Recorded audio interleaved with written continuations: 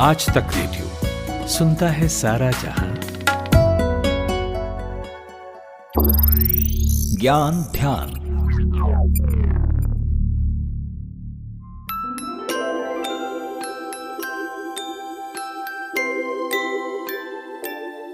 OECD यानी कि organisation for economic corporation and development की एक रिपोर्ट ये कहती है कि दुनिया भर के इंसान दिन के 24 घंटे का 90% समय सोने में गुजार देते हैं। इसमें खाने पीने का टाइम भी इन्वॉल्व है। स्टडी के मुताबिक दुनिया भर में चीन के लोग सबसे ज्यादा सोते हैं।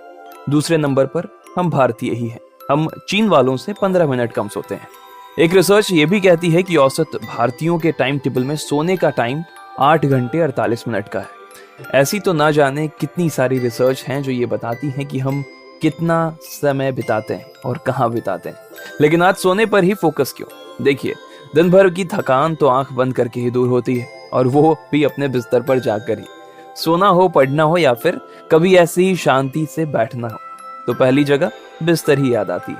बिस्तर में यूं तो इंसान सोता है, लेकिन इसके अलावा भी कई काम होते हैं।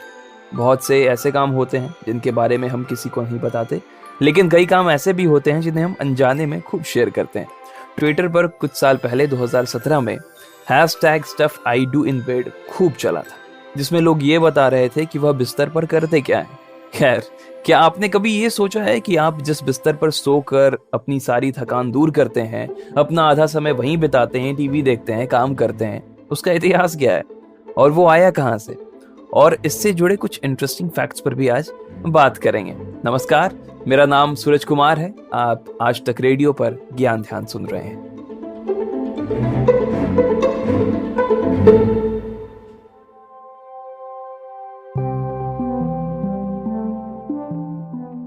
एक इतिहासकार हैं, नाम है ग्रेग जैनर। उनका कहना है कि बिस्तर के अस्तित्व का सबसे पहला सबूत पाषाण के काल में मिलता है।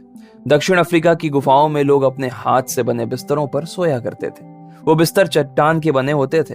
वो ये भी कहते हैं कि उस समय लोग खाना भी बिस्तर पर खाते थे, जिसके बाद वो बिस्तर चिकना हो जाता था, इसलिए फिर वो उसमें आग लगा देते थे। आर्कियोलॉजिस्ट को राख की कई ऐसी जली हुई परतें मिली हैं जो इस बात का सबूत भी देती है। रोमन लोग बिस्तरों के लिए सबसे प्रसिद्ध थे, और उनके बेड सिर्फ सोने तक ही सीमित नहीं थे। उनके पास शादीशुदा लोगों के अलग बिस्तर होते थे, खाने के लिए अलग, पढ़ने के लिए अलग, यहाँ तक कि मौत हो जाए उसके लिए भी अलग बिस्तर रखते थे। उठे हुए जो बेड होते थे उसे ऊंचे दर्जे से जोड़कर भी देखा जाता था। जो ऊंचे बेड पर सोते थे उन्हें अमीर और समृद्ध माना जाता था, और जो गरीब थे चटाई या फर्श पर सो लिया करते थे। इजिप्टियन की तरह ज्यादातर बिस्तर घास, पत्ते या फिर मलबे जैसी चीजों से भरे रहते थे, लेकिन बाद में अमीरों ने अपने गद्दे के अंदर पंखों का इस्तेमाल करना शुरू कर दिया। जैसे कि मैंने बताया कि ऊंचे बेड को ऊंचे दर्जों के लोगों के साथ जोड़कर देखा जाता था, लेकिन कुछ देश ऐसे भी हैं जहां ऐसा नहीं था। हमारी साथी खुशबू से सुनिए। तो सूरज, चीन के कुछ हिस्सों में भी उठे हुए बेड को ऊंचे दर्जे से जोड़कर देखा जाता था, रॉयल्टी से जोड़कर देखा जाता था, लेकिन जापान एक ऐसा देश था जहां पर ऐसा नहीं था। वहां आज भी अगर आप देखेंगे सूरज, तो पारंपरिक टेटामी बिस्तर लोकप्रिय हैं और लोग ज़मीन पर बिस्तर लगाकर सोते हैं। कजाकिस्तान की बात करें तो कजाकिस्तान में आज भी ज़मीन पर बिस्तर लगाने की परंपरा है। वो एक तरह से गद्दे इस्तेमाल करते हैं जिन्हें तशक कहा जाता है।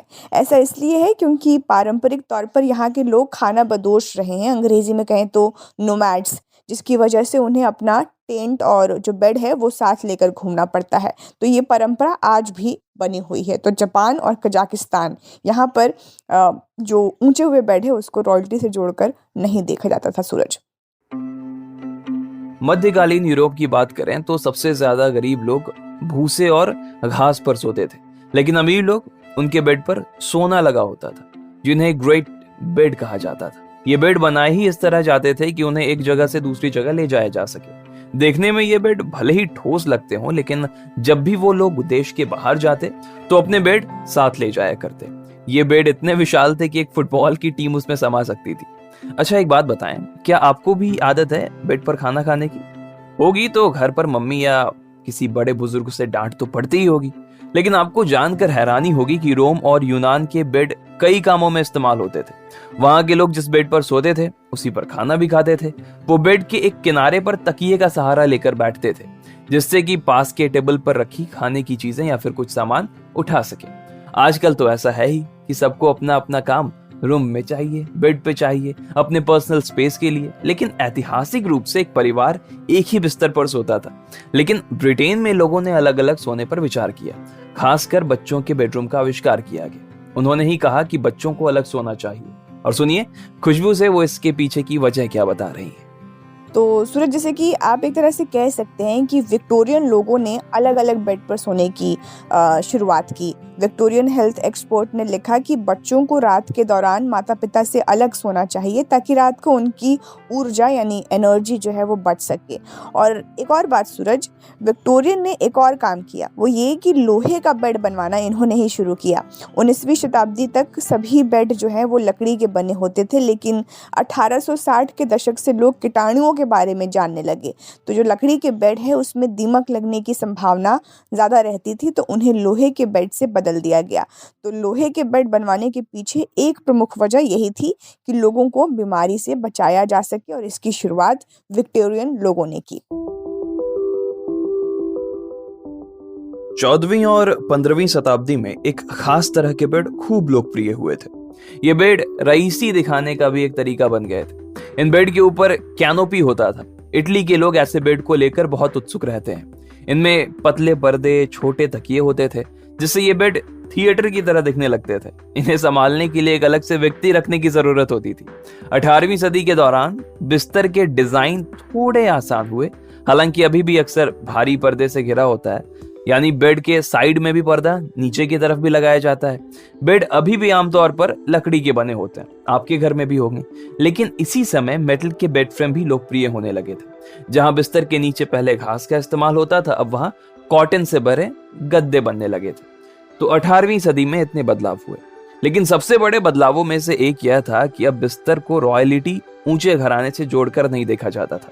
20वीं शताब्दी में Murphy bed, water bed, pocket spring गद्दे, लेटेक्स फोम और मेमोरी फोम का आविष्कार हुआ। और 21वीं सदी में तो बेड खरीदने के आपके पास इतने ऑप्शन हैं कि आप भी कंफ्यूज रहते होंगे कि साहब खरीदे कौन सी।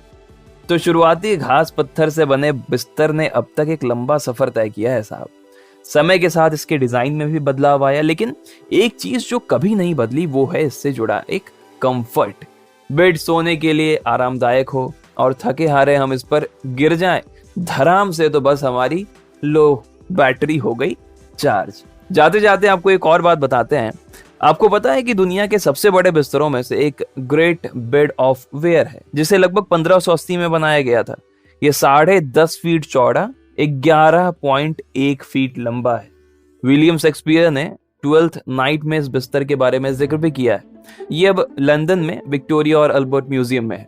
इसी म्यूजियम में एक और बिस्तर है साल 1879 का, जिसे बनाया था विलियम बर्गिस ने और जिसे गोल्डन बेड भी कहते हैं। तो साहब ये था आज का ज्ञान ध्यान, जिसपे हमने बात की बिस्तर के इतिहास के बारे में और भी कुछ इससे जुड़ी जानकारियां। आपको कैसा लगा हमें जरूर बताएं। radio@aajtak.com हमारा पता है। इस विषय पर रिसर्च की है हमारी साथी खुशबू ने, स्क्रिप्ट भी उन्होंने ही लिखी है।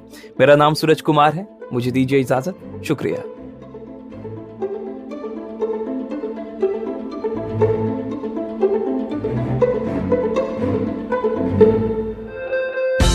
दिन भर की हलचल के बाद जब शाम ढल जाए तो चले आइए आज तक रेडियो पर। खबरों के सबसे अहम पड़ाव तक ले चलेंगे आपको।